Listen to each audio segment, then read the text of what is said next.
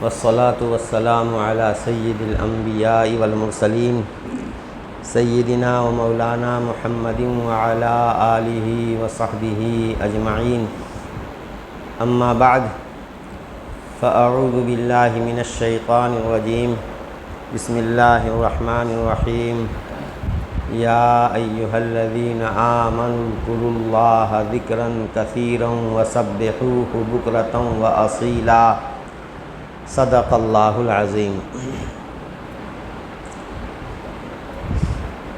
میرے عزیز دوستو اور بھائیوں،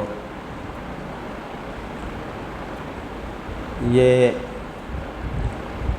ذکر کی مجلس تھی، ذکر کی مجلس ہے، اور ذکر تو ہر مسلمان کرتا ہے، کیونکہ ایمان اسلام عبارت ہی ہے ذکر سے. اللہ سبحانہ و تعالیٰ کی نعمتوں کو یاد کرنا، ان نعمتوں کو بیان کرنا، اس پر اللہ کا شکر ادا کرنا، اور اللہ پاک کی طرف سے جو فرائض، واجبات، جو احکام بندوں پر عائد کیے گئے ہیں ان کو بحسن و خوبی انجام دینا، صرف اور صرف اس لیے کہ اللہ ہم سے راضی ہو جائے.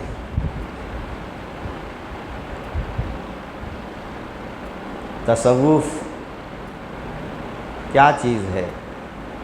حضرت شیخ الحدیث مولانا زکریہ صاحب رحمۃ اللہ علیہ نے، مولانا حبیب الرحمن صاحب تھے رئیس الاحرار، ان کی ملک کی آزادی میں بڑی خدمات ہیں. مولانا حبیب الرحمن صاحب رئیس الاحرار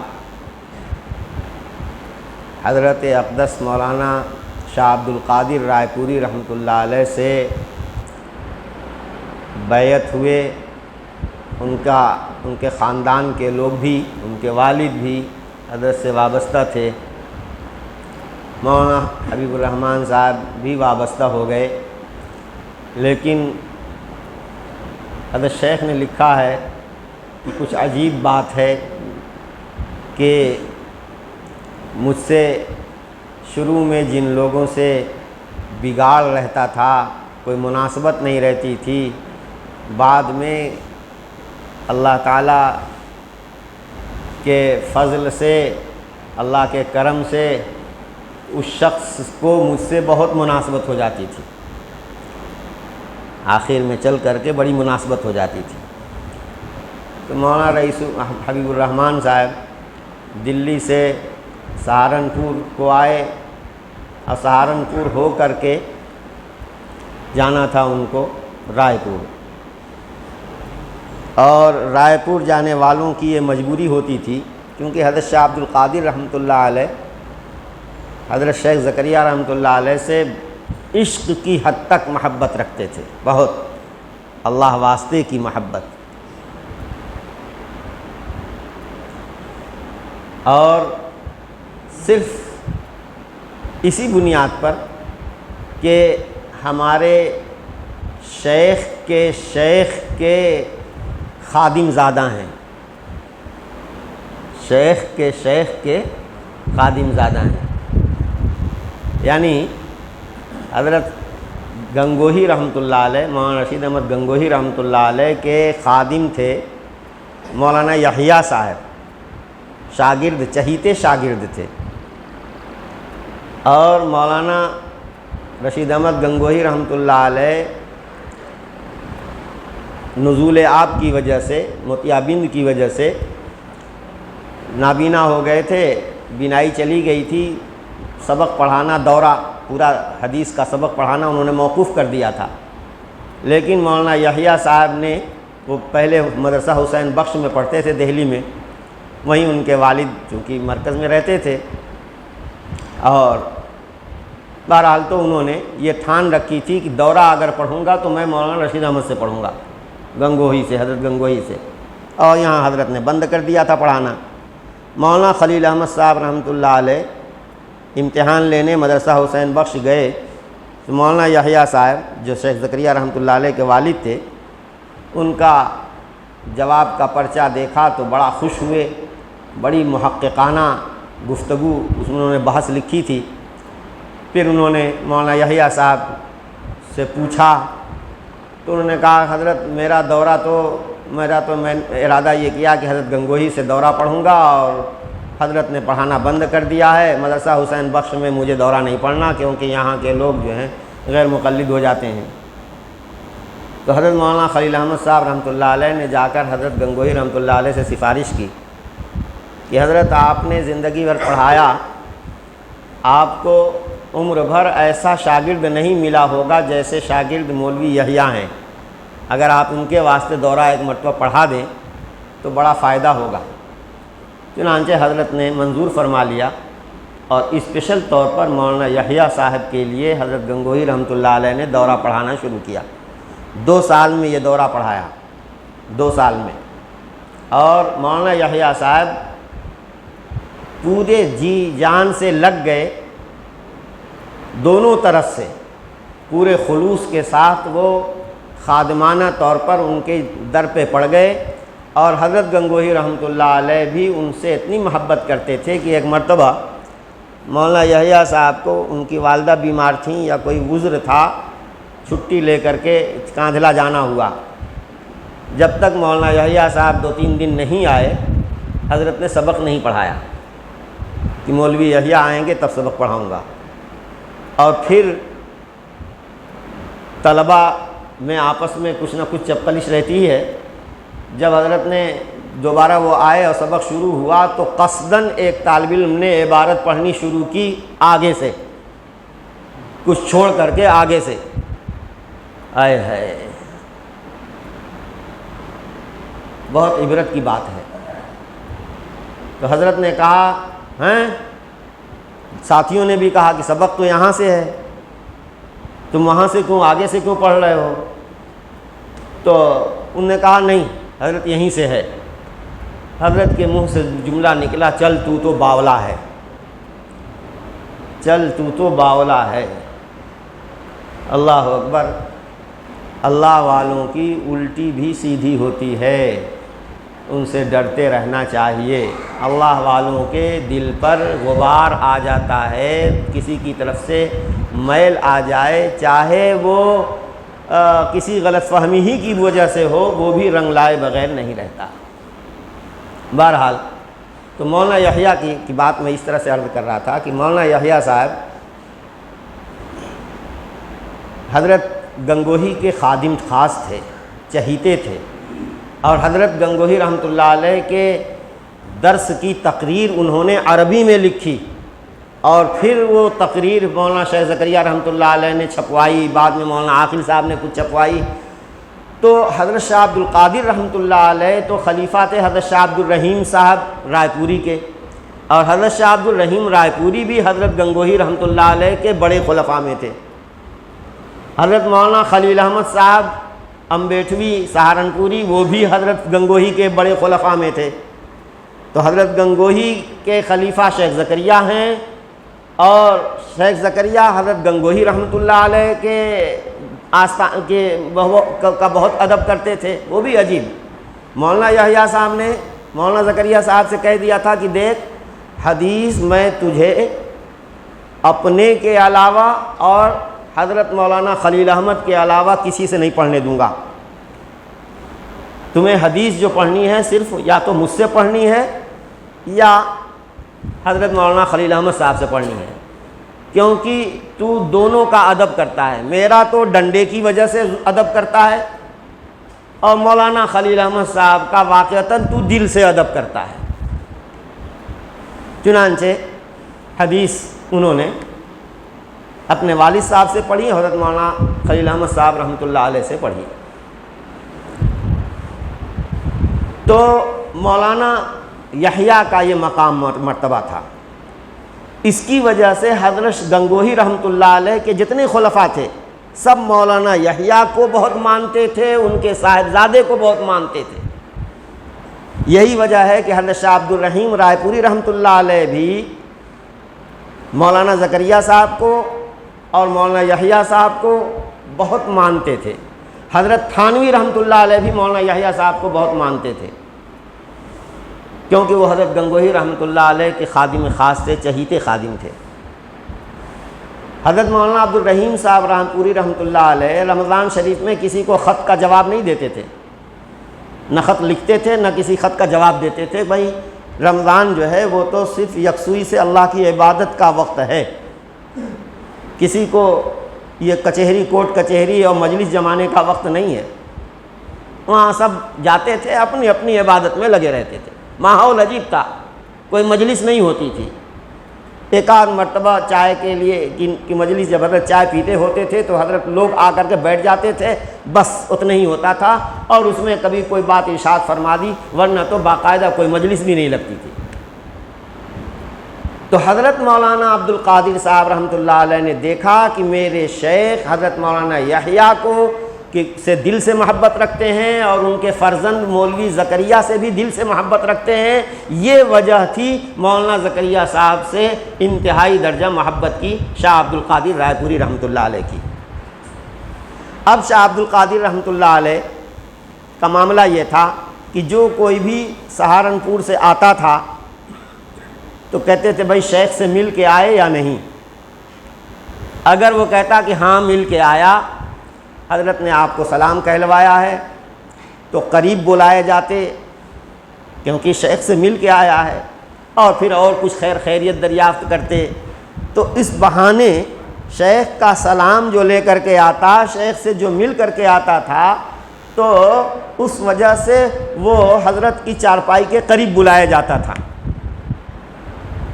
پاکستان میں جب تھے مولانا شاہ عبد القادر صاحب رحمۃ اللہ علیہ، تو وہاں شیخ کے خلفاء میں صوفی اقبال تھے۔ انہوں نے وہ جب بھی خط لکھتے تھے کہتے کہ حضرت اپنے والا نامے میں حضرت رائے پوری کو سلام ضرور لکھ دیجیے گا، تاکہ میں اس سلام کو پہنچانے کے لیے جب جاؤں گا تو حضرت کی چارپائی کے قریب بالکل بلایا جاؤں گا، اور پھر وہ آپ کے بہانے سے میرے اوپر الطاف و عنایات ہوتی ہیں، توجہات ہوتی ہیں۔ تو بزرگوں کی صحبت بہت بڑی چیز ہوتی ہے۔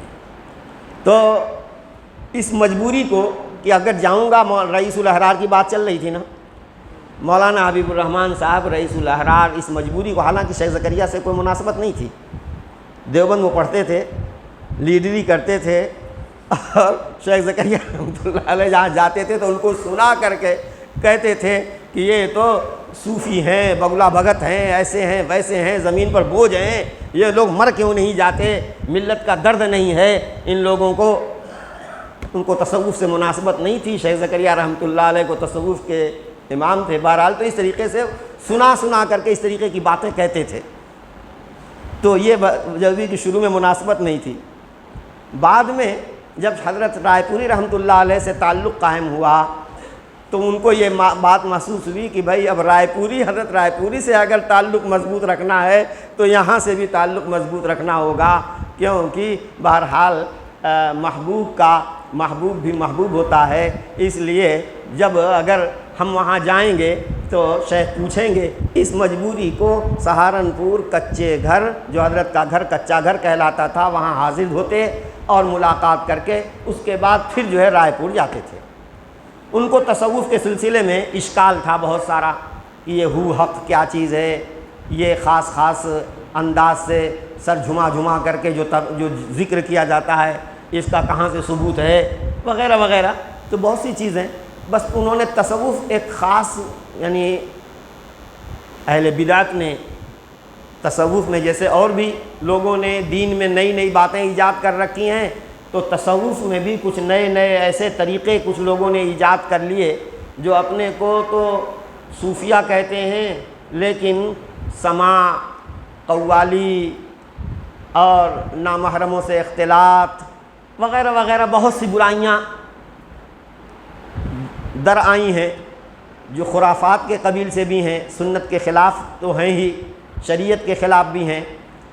تو اس طرح سے مطلق تصوف کو بدنام کرنے والے بھی کچھ لوگ ہیں۔ تصوف کے نام پر تصوف کو بدنام کرنے والے۔ تو شیخ زکریہ رحمۃ اللہ علیہ سے سوال ان کے ذہن میں یہ تھا کہ تصوف کیا بلا ہے، یہ آ کر کے انہوں نے سوال کیا۔ جانا تھا انہیں رائے پور، اور یہ کہا کہ مولانا صاحب میں تو جا رہا ہوں لیکن یہ تصوف کیا بلا ہے، اس کا جواب مجھے چاہیے، 3 دن کے بعد میں آؤں گا اور آپ سے جواب لوں گا۔ شیخ زکریہ رحمۃ اللہ علیہ کو جب معلوم ہوا کہ بھئی یہ جا رہے ہیں رائے پور، تو وہ بھی مصروف رہنے کے باوجود بھی، جو کوئی یہ کہتا کہ میں رائے پور جا رہا ہوں اور حضرت سے ملنا ہے، تو تمام چاہے کتنے ہی مصروف ہوں وہ حضرت بھی وقت دے کر کے ملاقات کر لیتے تھے، کہ کہیں یہ جا کر کے رائے پور میں یہ نہ کہہ دے کہ میں تو گیا تھا لیکن ان سے ملاقات نہیں ہوئی، تو حضرت کو میری طرف سے بدگمانی ہوگی۔ بہرحال ملاقات کی، انہوں نے یہ کہا کہ شیخ یہ تصوف کیا بلا ہے، 3 دن کے بعد میں آؤں گا، اس کا جواب مجھے چاہیے۔ شیخ نے کھڑے کھڑے کہا کہ 3 دن کے بعد آؤ گے، پتہ نہیں ملاقات ہوگی نہیں ہوگی، میں ابھی تازہ نقد جواب لیتے جاؤ۔ تصوف نام ہے تصحیح نیت کا، تصوف نام ہے نیت کی درستگی کا۔ نیت کی درستگی، انما الاعمال بالنیات، کی تمام تر اعمال کی قبولیت کا دار و مدار نیتوں پر ہے۔ کوئی بڑا سے بڑا عمل ہو، چھوٹا سے چھوٹا عمل ہو، عمل اللہ اور اس کے رسول کے بتائے ہوئے طریقے کے مطابق ہو اور اللہ کی رضا کے لیے ہو، اور کوئی مقصد نہ ہو، جس کو نبی کریم صلی اللہ علیہ وسلم نے تصحیح نیت والی حدیث کی انما الاعمال بالنیات وانما لکل امرئ ما نوى فمن كانت هجرته الى الله ورسوله فهجرته الى الله ورسوله ومن كانت هجرته الى دنیا يصيبها او الى امرأة يتزوجها فهجرته الى ما هاجر اليه او كما قال علیہ الصلوۃ والسلام۔ تو صرف تصحیح نیت کا نام ہے، اور نیت ہی کو درست کرنے کے لیے، اور اسی کا نام اخلاص ہے۔ حضرت تھانوی رحمۃ اللہ علیہ نے کہا کہ بھائی دیکھو، پورے تصوف کا خلاصہ 2 چیزیں ہیں، ایک تو اخلاص اور ایک کیا نام ہے، ہمت۔ اخلاص اور ہمت۔ ہمت سے کام کرو، کوتاہی نہ کرو، سستی نہ برتو۔ تو ہمت سے عمل کو انجام دیا جائے، اس میں کوتاہی نہ کی جائے، اور دوسرے یہ کہ جو بھی عمل کیا جائے وہ اللہ کی رضا کے لیے کیا جائے۔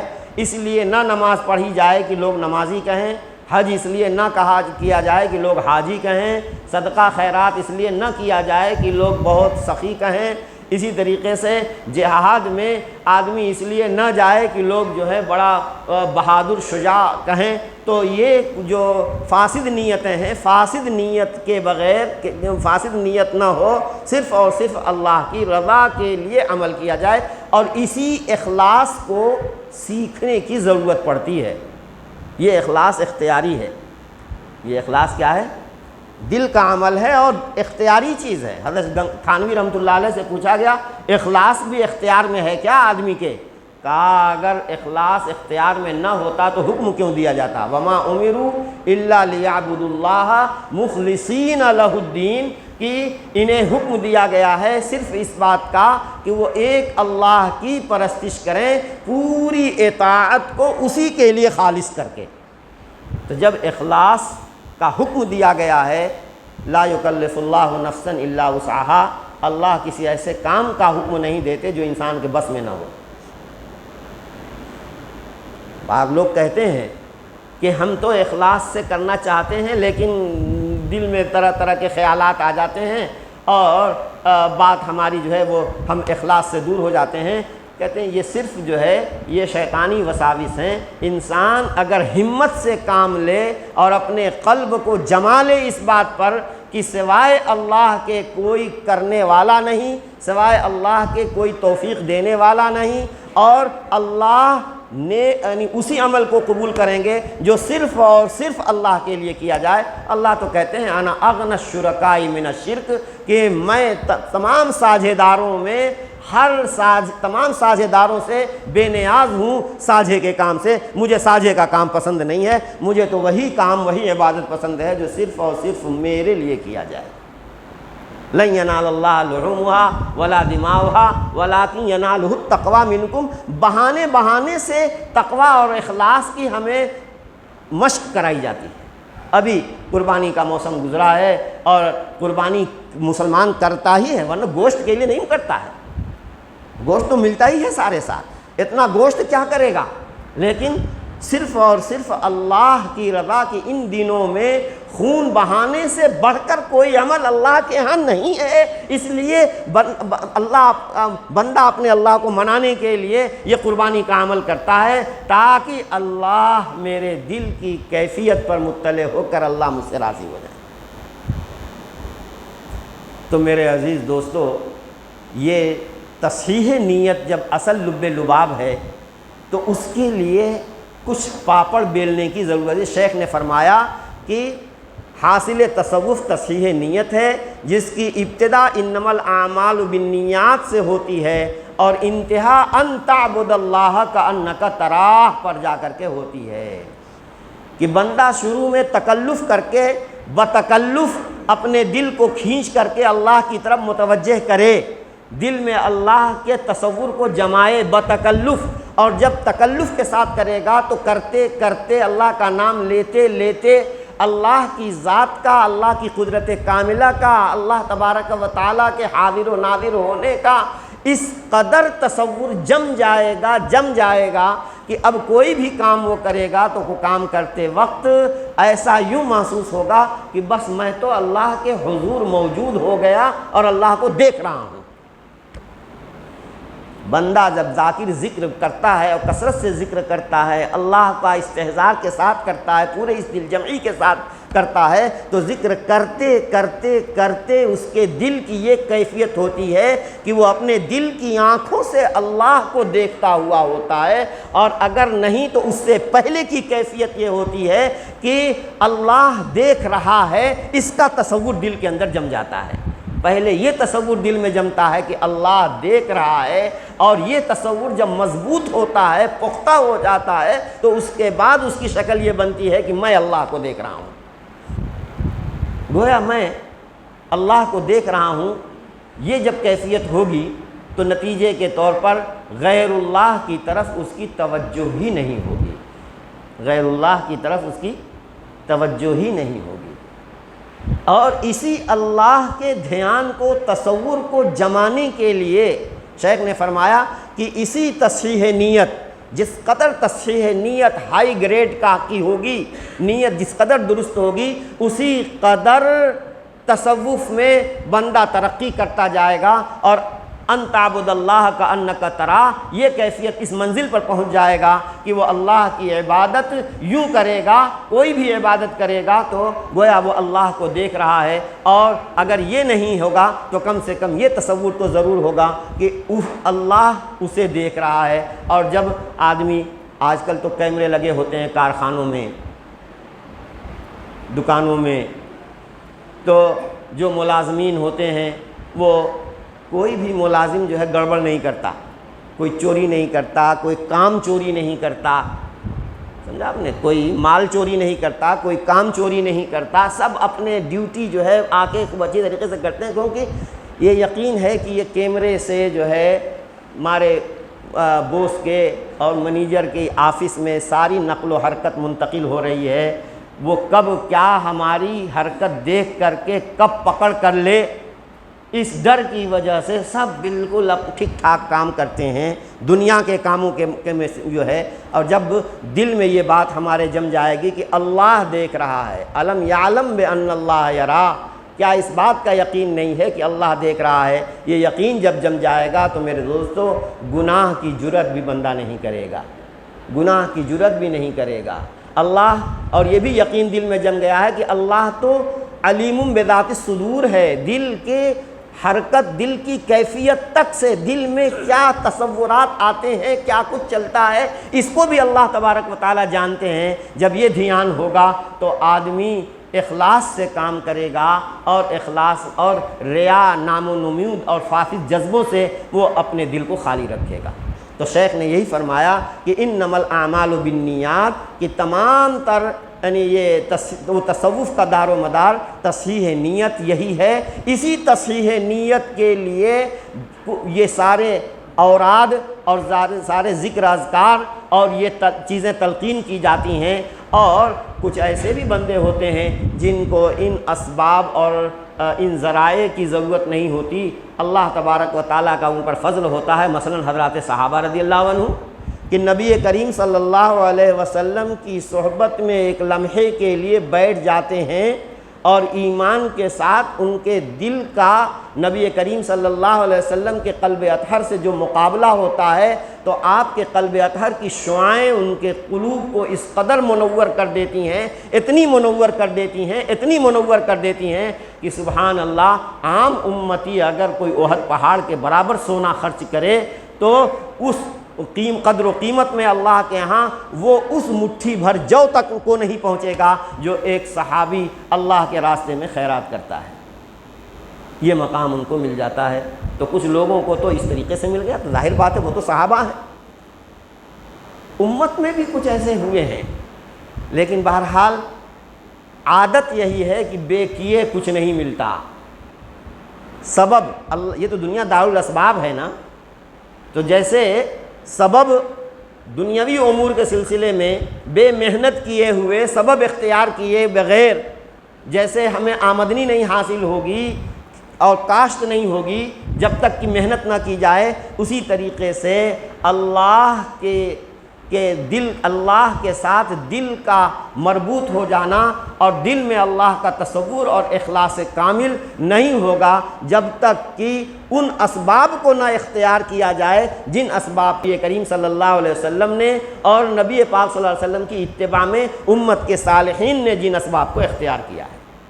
ان اسباب کو جب تک اختیار نہیں کیا جائے گا، خود نبی کریم صلی اللہ علیہ وسلم نے بھی کسی نے کچھ بیماری کا علاج پوچھا، کسی نے کچھ بیماری کا علاج پوچھا تو کسی کو آپ نے کوئی نسخہ بتایا، کسی کو آپ نے کوئی نسخہ بتایا، کیونکہ حضرت صلی اللہ علیہ وسلم تو حکیم مطلق تھے، لہذا کس کے مناسب کیا دوا ہے، کیا علاج ہے، حضرت صلی اللہ علیہ وسلم نے وہ علاج عطا فرمایا ہے۔ یہی وجہ ہے کہ بعد میں یہ اور سب سے اہم چیز وَلَذِكْرُ اللَّهِ اکبر، اللہ کا ذکر سب سے بڑی چیز ہے، سبب سے بڑا سبب ہے اللہ سے جوڑنے کے لیے، اللہ سے جوڑنے کے لیے اللہ کا ذکر سب سے بڑی چیز ہے۔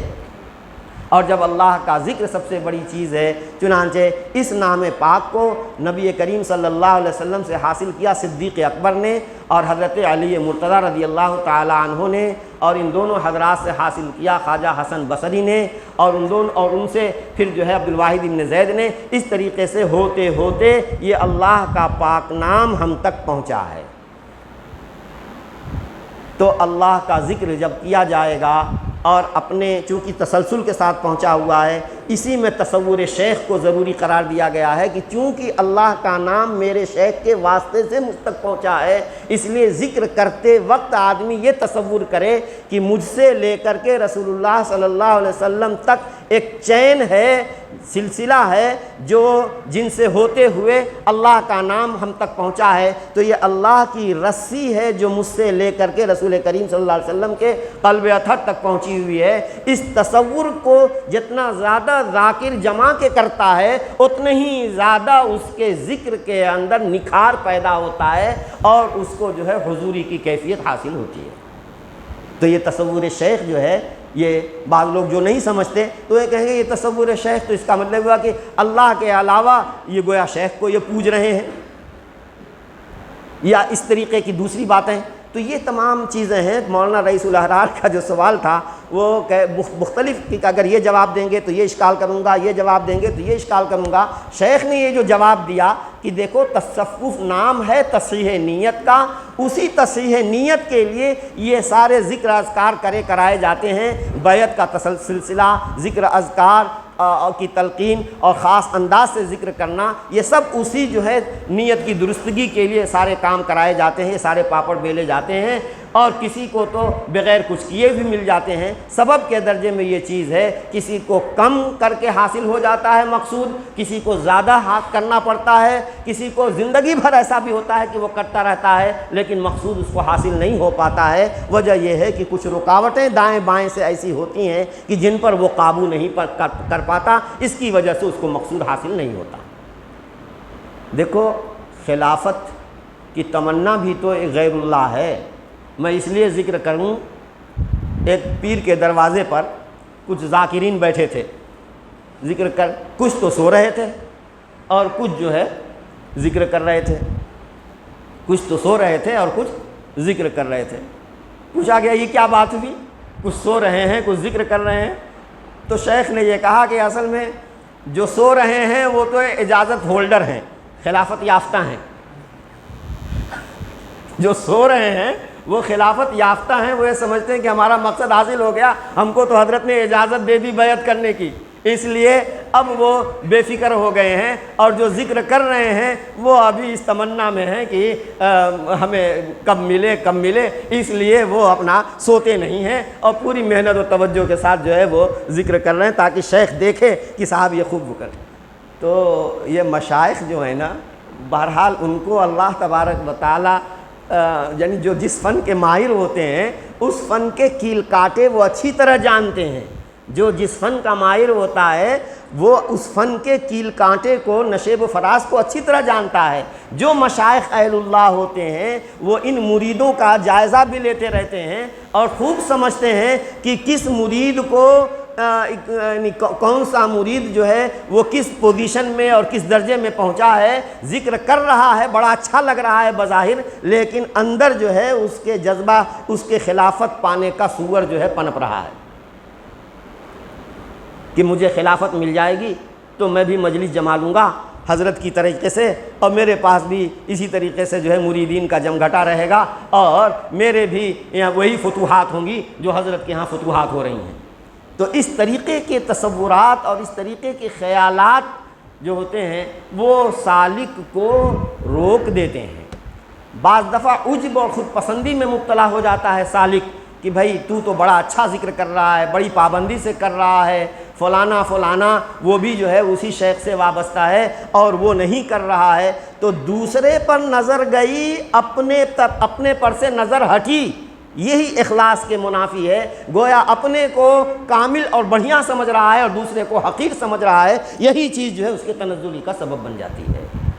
اللہ تبارک و تعالی ہم سب کو ذکر پر استقامت اور پابندی کی توفیق عطا فرمائے، اور اس طرح کے خیالات اور تصور اور فاسد خیالات سے اللہ ہم سب کی حفاظت فرمائے۔ اللہ کا ذکر بڑی اونچی چیز ہے۔ اللہ نے حکم دیا ہے، یا ایھا الذین آمنوا اذکروا اللہ ذکرا کثیرا، اے ایمان والو اللہ کو یاد کرو، خوب یاد کرنا، صبح کو بھی اس کی پاکی بیان کرو اور شام کو بھی اس کی پاکی بیان کرو۔ سبحان اللہ والحمدللہ جب بندہ پڑھتا ہے تو جنت میں اس کے لیے درخت لگ جاتا ہے۔ اور استغفار، سبحان اللہ والحمدللہ ولا الہ الا اللہ واللہ اکبر، اس میں سب ذکر آ گیا، سبحان اللہ بھی، الحمدللہ بھی، لا الہ الا اللہ بھی، اللہ اکبر بھی، یہ سب بہت اعلیٰ درجے کے اذکار کا مجموعہ ہے۔ یہ تیسرا کلمہ ہر مسلمان کو چاہیے، چاہے وہ کسی سے بیعت ہو یا نہ ہو، ہر مسلمان کو چاہیے کہ وہ ایک ایک تسبیح جو ہے تیسرا کلمہ صبح شام پڑھ لیا کرے۔ اور استغفار، اس وقت گرمی بہت ہے، لوگ پریشان ہیں، بارش کی گویا ہر مخلوق بارش کی جو ہے تمنا کر رہی ہے، زبان حال سے بھی وہ بارش پانی پکار رہی ہے۔ بارش رکتی ہے گناہوں کی نحوست کی وجہ سے، گناہوں کی کثرت کی وجہ سے۔ اور استغفار میں اللہ تبارک و تعالیٰ نے یہ خصوصیت رکھی ہے، چنانچہ حضرت نوح علیہ السلام نے جو کچھ اپنی قوم کے ساتھ، ان کی قوم نے جو کچھ ان کے ساتھ جفا کا معاملہ کیا، اور حضرت نوح علیہ السلام نے 950 سال تک اپنی قوم کو دعوت دی، توحید کی، اس میں سورہ نوح میں اللہ حضرت نوح علیہ السلام کا تذکرہ کرتے ہوئے اور ان کے بات کو نقل کرتے ہوئے اللہ تعالیٰ نے فرمایا فَقُلْتُ اسْتَغْفِرُوا رَبَّكُمْ إِنَّهُ كَانَ غَفَّارًا، میں اللہ میں نے اپنی قوم سے یہ کہا کہ اپنے رب سے معافی مانگو، تم نے جرم کر لیے، بہت گناہ کر لیے، إِنَّهُ كَانَ غَفَّارًا، جب تم استغفار کرو گے، معافی مانگو گے، اللہ خوب معاف کرنے والے ہیں۔ تو گناہ سے ہم تو ہر لحظہ گناہ کرتے ہیں، ہم تو ہر وقت گویا ہماری تو طاعتیں بھی گناہ سے آلودہ ہوتی ہیں، کیونکہ ہم نماز کی نیت باندھتے ہیں، دل ہمارا کہیں چلا جاتا ہے، دل غائب رہتا ہے، تو ہماری تو طاعتیں بھی گناہ ہیں، بھلا ہماری معصیت کیوں کر نہ گناہ ہوں گی۔ تو بہرحال ہمیں کثرت سے استغفار کرنے کی ضرورت ہے، کیونکہ استغفار سے اللہ تبارک و تعالیٰ خوش ہوتے ہیں۔ یہ تو بالکل خاص بات ہے۔ عام طور سے ارے بھائی ہمارا کوئی چھوٹا ہمارے ساتھ بدتمیزی کرتا ہے یا اس کے کسی عمل سے حرکت سے ہم کو غصہ آ جاتا ہے، ناراضگی ہو جاتی ہے، جس دن وہ آ کر کے کہہ دیتا ہے مجھ سے غلطی ہو گئی، میں بہت شرمندہ ہوں، اب آئندہ نہیں کروں گا، اس جملہ ہمارے سنتے ہی اس بڑے کا دل پسیج جاتا ہے۔ ہماری کیا اوقات ہے؟ تو جب ہم آپ کا معاملہ یہ ہے تو اللہ رب العالمین تو قادر مطلق ہیں، جب اس کے سامنے بندہ معافی مانگے گا تو اللہ رب العالمین اس کو کیوں نہیں معاف کریں گے؟ اللہ سبحانہ و تعالیٰ بہت معاف کرنے والے ہیں۔ دوسری بات، یرسل السماء علیکم مدرارا، جب تم استغفار کی کثرت کرو گے تو برسانے والے بادل، اوپر سے بارش برسنے والے بادل آئیں گے۔ اسی طریقے سے وَيُمْدِدُكُمْ بِأَمْوَالٍ وَبَنِينَ، اللہ تمہارا یعنی استغفار کی کثرت کی برکت سے اللہ تمہاری مدد فرمائیں گے مال کے ذریعے سے۔ یہ جو فاقہ ہے اور مندہ ہے اور کام کی کساد بازاری ہے، یہ سب بھی گناہوں کی نحوست سے ہوتی ہے۔ اگر ہم استغفار کی کثرت کریں گے تو اس سے بھی اللہ تبارک و تعالیٰ برکت عطا فرمائیں گے، مال میں بھی اضافہ ہوگا، نرینہ اولاد بھی اللہ دیں گے، کیونکہ نرینہ اولاد جو ہے وہ آدمی کے کاروبار میں ہاتھ بٹاتی ہے۔ بیٹیاں، بے شک بیٹیوں کے پالنے پر بہت وعدہ ہے، جنت کا وعدہ ہے۔ نبی پاک صلی اللہ علیہ وسلم نے ارشاد فرمایا کہ میں اور بیٹی کو پالنے والا یہ جنت میں یوں ہوں گے، ایک ساتھ ہوں گے۔ اور وجہ یہی ہے کہ آدمی یہ دیکھتا ہے کہ بھئی بیٹی کو پال پوس کر کے بڑا کرو اور اس کے بعد دوسرے کے حوالے کرو، اس سے ہمارا کوئی دنیاوی فائدہ تو نہیں ہے۔ اس لیے اللہ تبارک و تعالیٰ نبی کریم صلی اللہ علیہ وسلم نے فرمایا کہ دیکھو یہاں بنیا گیری مت کرو، یہاں تو یہ ہے کہ اصل تم کو اجر آخرت میں ملنا ہے۔ دنیا میں تم ان ضعیفوں کو، ان کمزوروں کا سہارا بنے رہو گے تو کل قیامت کے دن میرا ساتھ تم کو نصیب ملے گا، جنت تمہیں ملے گی۔ اور بچوں، لڑکوں کا معاملہ عام طور سے یہی ہوتا ہے، الا ماشاء اللہ، ورنہ تو لڑکے بڑے ہوتے ہیں، جوان ہوتے ہیں، وہ باپ کے کاروبار میں وہ ہاتھ بٹاتے ہیں اور خوب کاروبار آگے بڑھتا ہے۔ نتیجہ یہ ہوتا ہے کہ جب باپ بڑھاپے کو پہنچ جاتا ہے، کام کے لائق نہیں رہتا، تو وہ اپنے بچے، اس کے جتنا اطاعت شعار بچے ہوتے ہیں، لائق بچے ہوتے ہیں، وہ ان کے حوالے کاروبار کر کے اپنا موج کرتا ہے اور اپنا جو ہے مستی کرتا ہے، اور بچے جو ہے اپنا کام کرتے ہیں۔ تو اللہ تبارک و تعالیٰ استغفار کی کثرت سے نرینہ اولاد عطا فرماتے ہیں۔ اور وَيَجْعَلْ لَكُمْ جَنَّاتٍ، باغات بھی، پھل اور کھیتیاں بھی یہ پھل دینے لگیں گی، اور نہریں بھی جاری ہوں گی۔ یہ جو گناہوں کی نحوست کی وجہ سے آسمان نے پانی روک لیا، زمین نے پانی جذب کر لیا، کثرت جب کرو گے استغفار کی، اللہ سے معافی جب ہم مانگیں گے تو آسمان اپنا روکا ہوا پانی چھوڑ دے گا، زمین نے جو پانی جذب کر لیا ہے وہ بھی چھوڑ دے گی، اور اس طریقے سے نیچے سے بھی پانی، اوپر سے بھی پانی، اس طریقے سے سبزہ بھی اگے گا اور ہر طرف ہریالی اور شادابی ہوگی۔ تو میرے بھائی اور دوستو، استغفار کا ہم اہتمام کریں، اور جو کسی اہل نسبت سے وابستہ ہیں، صاحب نسبت سے، چاہے وہ اجازت یافتہ ہوں یا اجازت یافتہ نہ ہوں۔ اجازت یافتہ ہونے کے بعد یہ مطلب نہیں ہے کہ اب سارا کام ہو گیا، تم جو ہے پاس ہو گئے، اب ضرورت ہی نہیں ہے، جو چاہو کرو، نہیں۔ حضرت گنگوہی رحمۃ اللہ علیہ سے پوچھا کسی نے کہ حضرت جی آپ اب بھی تسبیح پڑھو کیا؟ پڑھ رہے تھے، اب بھی تسبیح پڑھو کیا؟ تو حضرت نے کہا بھائی اسی کی وجہ سے تو اللہ نے عطا فرمایا ہے جو عطا فرمایا ہے، اسی وجہ سے تو یہاں بیٹھا ہوں۔ یعنی مطلب یہ ہے کہ اگلا سبق ملنے کے بعد پچھلا سبق چھوڑنا نہیں ہے۔ جیسے بچہ حفظ کرتا ہے تو آموختہ پر اس پر توجہ دی جاتی ہے تاکہ اس کا پورا قرآن یاد رہے، مستحضر رہے۔ اسی طرح سے سالک کے لیے ضروری یہ ہے کہ شروع سے جب وہ چل رہا ہے تو شروع کے معمولات، اگلا سبق دیا گیا، اگلا معمول جو آیا تو اگلے معمولات کی وجہ سے پچھلے معمولات کو چھوڑنا نہیں ہے، پچھلے معمولات کو بھی کرنا ہے اور اگلے معمولات کو بھی کرنا ہے، یہاں تک کہ اگر شیخ نے حسن ظن کی بنیاد پر یا جب اس نے جو دیکھا علامتوں کی بنیاد پر یہ محسوس کیا کہ اس کو اجازت دی جا سکتی ہے، اجازت دے دی، تو اجازت پانے کے باوجود بھی ان معمولات کو جاری رکھنے کی ضرورت ہے۔ اللہ سبحانہ و تعالی ہم معمولات کو ہمیں جو ہے پابندی سے کرنے کی توفیق عطا فرمائے۔ وآخر دعوانا الحمدللہ رب العالمین۔ اللہم صلی علی سیدنا مولانا محمد وعلی آل سیدنا مولانا محمد کما تحب و ترضى عدد ما تحب و ترضى لا الہ الا انت سبحانک انی کنت من الظالمین۔ اللہم انا نعوذ برضاک من سخطک ونعوذ بعفوک من عقابک ونعوذ بک منک لا نحصی ثناء علیک انت کما اثنیت علی نفسک۔ ربنا اعط نفوسنا تقواها وزکها انت خیر من زکاها انت ولیہا و مولاہا۔ مولا بے شک ہم گناہگار و خطا کار ہیں، آپ غفور الرحیم ہیں، اے کریم عطا مغفرت فرما دیجئے، معاف فرما دیجئے۔ اے اللہ مغفرت فرما دیجئے ہماری، ہمارے والدین کی، ہمارے گھر خاندان کنبے سے جس دنیا سے رخصت ہو گئے، اے اللہ ان سب کی مغفرت فرما دیجئے، جن کی مغفرت آپ نے فرما دی ان کے رتبے بلند فرما دیجئے۔ اے اللہ سلطان العارفین احمد مجتبیٰ محمد مصطفیٰ صلی اللہ علیہ وسلم کے مراتب عالیہ میں خوب بلندی عطا فرما۔ اے اللہ پوری امت کی جانب سے حضرت صلی اللہ علیہ وسلم کو جزائے خیر مرحمت فرما۔ اے اللہ حضور پاک صلی اللہ علیہ وسلم کی روحانیت طیبہ ہماری طرف متوجہ فرما، سنت کی اتباع نصیب فرما۔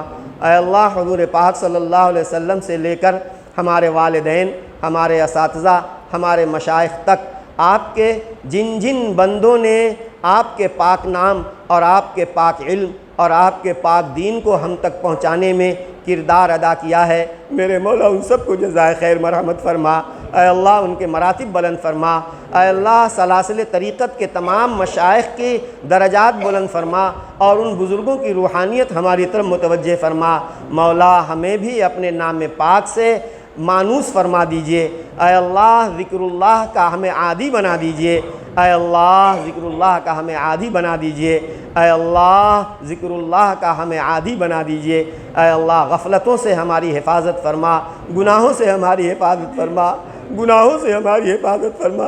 اے اللہ ہم گناہوں کے رسیاں ہیں، موقع پاتے ہی گناہ کر بیٹھتے ہیں، اے مولا لیکن آپ تو غفور الرحیم ہیں، گناہ کرتے ہیں، بندہ گناہ کرتا ہے اور توبہ کرتا ہے، بندہ توبہ کرنے سے تو تھک جاتا ہے لیکن آپ توبہ قبول کرنے سے تھکنے والے نہیں ہیں۔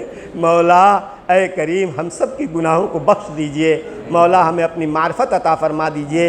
اے اللہ اپنی ذات عالی کا استحضار نصیب فرما دیجئے۔ اے اللہ ہماری اس بستی پر اپنا فضل و خاص فضل اور کرم نازل فرما۔ اے اللہ اس قبرستان میں مدفون تمام مومن مردوں عورتوں کہ اللہ مغفرت فرما دیجئے۔ مولانا مشتاق صاحب مرحوم کی بھی مغفرت فرما، ان کی اہلیہ مرحومہ کی بھی مغفرت فرما۔ اے اللہ جتنے بھی مومن مرد عورت اس قبرستان میں مدفون ہیں میرے مولا ان سب کی مغفرت فرما دیجئے۔ مولا تمام مومنین زندہ اور مردہ سب کی مغفرت فرما دیجئے۔ اے اللہ آپ کی مغفرت کا سمندر بہت وسیع ہے، مغفرت کا سمندر بہت وسیع ہے، سب کو بخش بھی دیں، سب کو بھی بخش دیں، تب بھی آپ کے خزانے میں اتنی بھی کمی نہیں ہوتی جتنی کہ سمندر کے میں پرندے کے چونچ مارنے سے کمی ہو۔ اے اللہ اے رب کریم تمام مومن مردوں اور عورتوں زندوں مردوں سب کی مغفرت فرما دیجئے، موجبات مغفرت ہمارے اندر زندہ فرما دیجئے۔ اے اللہ ناراضگی کے اسباب سے ہماری حفاظت فرما، اپنی رضا کے اسباب کی توفیق مرحمت فرما۔ آپ کی توفیق کے بغیر مولا ہم کچھ بھی نہیں کہہ سکتے، ہر لحظہ ہر لمحہ اپنی توفیق ہمارے ساتھ شامل حال فرما۔ میرے مولا ان تمام برادران طریقت کو اپنی معرفت عطا فرما۔ میرے مولا ہماری بھی تربیت فرما، ہمارے دوستوں کی بھی تربیت فرما، جو بھی ہمارے بھائی جس شیخ سے وابستہ ہیں میرے مولا نسبت سے ان کو مکمل فائدہ پہنچا دیجئے۔ اے اللہ آقا مولا صلی اللہ علیہ وسلم کی سنت کی اتباع نصیب فرما، بدعات سے اور گناہوں سے ہماری حفاظت فرما۔ اے اللہ جو بیمار ہیں انہیں شفا عطا فرما، جو مقروض ہیں ان کو قرضوں سے خلاصی عطا فرما، جن گھروں میں نوجوان لڑکے لڑکیاں غیر شادی شدہ پڑے ہوئے ہیں مولا ان کو مناسب جوڑ عطا فرما کر شادیوں سے فراغت عطا فرما۔ مولا تیرے جو بندے شادی شدہ ہیں لیکن ابھی تک ان کی گود سونی ہے، کریم آپ کی خزانے میں کچھ بھی کمی نہیں ہے، مولا انہیں نیک صالح تندرست اولاد عطا فرما۔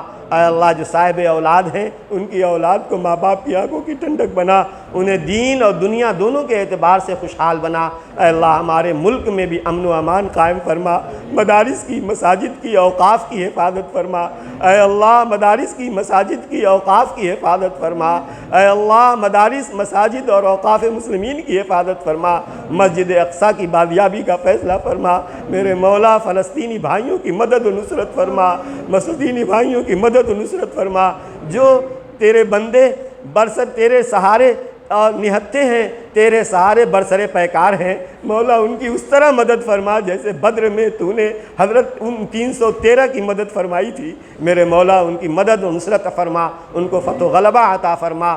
ناپاک اسرائیل کے وجود سے اے اللہ اس خطے کو پاک و صاف فرما دیجئے۔ اے اللہ حرمین کی بھی حفاظت فرما، بلاد عرب کی حفاظت فرما، مسلم حکمرانوں کو ان غیروں کے آلہ کار بننے سے محفوظ فرما، ان کا تھوکا چاٹنے سے ان کی حفاظت فرما۔ اے اللہ حرمین کی حفاظت فرما، بلاد عرب کی حفاظت فرما۔ اے اللہ عمارت اسلامیہ کی پوری آبیاری اور قوت آبیاری فرما۔ اللہ اس کو قوت عطا فرما، اتنی قوت عطا فرما کہ ان وقت کے دجالوں کا سامنا ہو جائے اور کا مقابلہ وہ کر سکیں۔ اے اللہ عمارت اسلامیہ کو استحکام عطا فرما، اس مضبوطی عطا فرما۔ اے اللہ ہم نے جو مانگا وہ بھی عطا فرما، جو مانگنے سے رہ گیا اور آپ اپنے نیک بندوں کو عطا فرماتے ہیں مولا اس میں ہمارا حصہ مقرر فرما دیجئے۔ ربنا آتنا فی الدنیا حسنہ وفی الآخرۃ حسنہ وقنا عذاب النار۔ ربنا تقبل منا انک انت السمیع العلیم وتب علینا انک انت التواب الرحیم، وصلی اللہ تعالی علی خیر خلقہ محمد وآلہ وصحبہ اجمعین برحمتک یا ارحم الراحمین۔